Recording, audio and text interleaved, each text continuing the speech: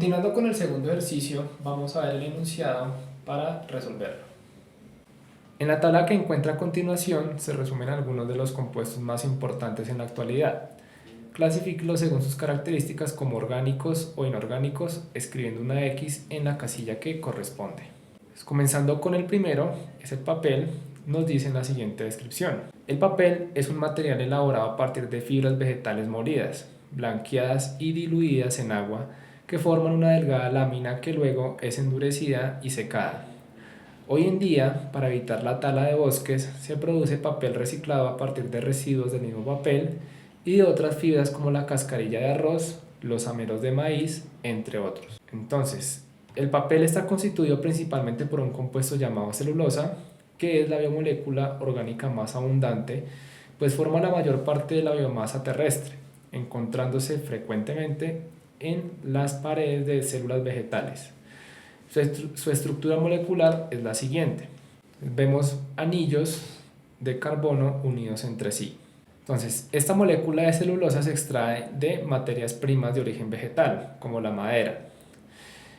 En la molécula se pueden ver enlaces covalentes de carbono con carbono, lo que formaría un esqueleto de carbono, y también se ven enlaces de carbono con hidrógeno.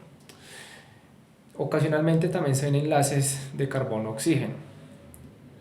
Enlaces de carbono, como vemos, pues forman el esqueleto de carbono, y de acuerdo a esas características descritas, vemos que la molécula es orgánica.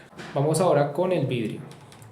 El vidrio es un material duro y frágil que se emplea en ventanas, monitores, lámparas, bombillos, entre otros. El vidrio tiene una propiedad que lo hace indispensable para muchos usos: la transparencia. Este se obtiene a partir de arena o sílice y óxidos en diferentes proporciones. Entonces, el vidrio común se prepara fundiendo una serie de materias primas muy abundantes, como carbonato de sodio, caliza, dolomita, dióxido de silicio o sílice, óxido de aluminio o alúmina, entre otros. Entonces vemos aquí las moléculas de los compuestos que acabamos de describir. Entonces vemos el carbonato de sodio, carbonato de calcio o caliza, carbonato de calcio y magnesio, que también se conoce como dolomita, el dióxido de silicio y el óxido de aluminio. Entonces, lo primero que hay que notar es que el dióxido de silicio y el óxido de aluminio no tienen al carbono como elemento principal, y estos son principalmente óxidos, que es una característica de las moléculas inorgánicas. El carbonato de sodio, el carbonato de calcio y la dolomita, aunque tienen átomos de carbono en sus estructuras moleculares, estos no están enlazados de manera covalente con átomos de hidrógeno. Entonces, por lo tanto, el vidrio es un compuesto, más bien es un material de tipo inorgánico.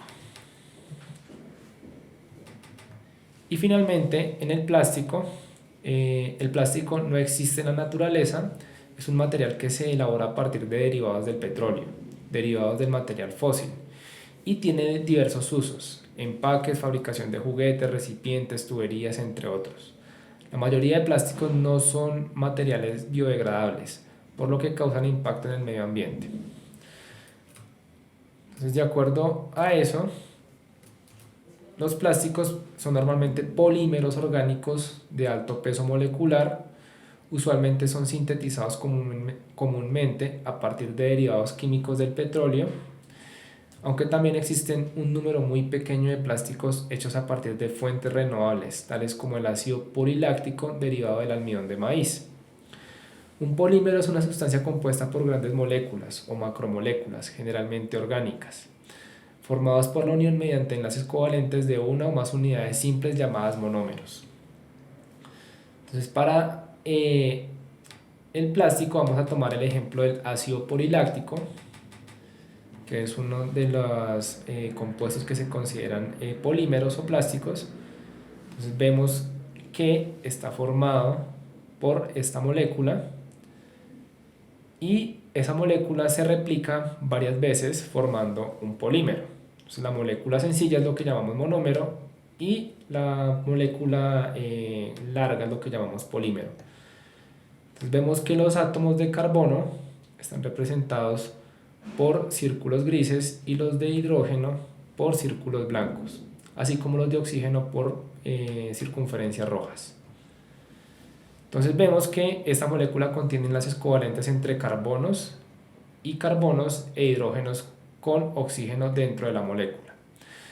Puede extraerse de materias primas vegetales, como el almidón de maíz, y está conformado por una larga cadena de átomos de carbono.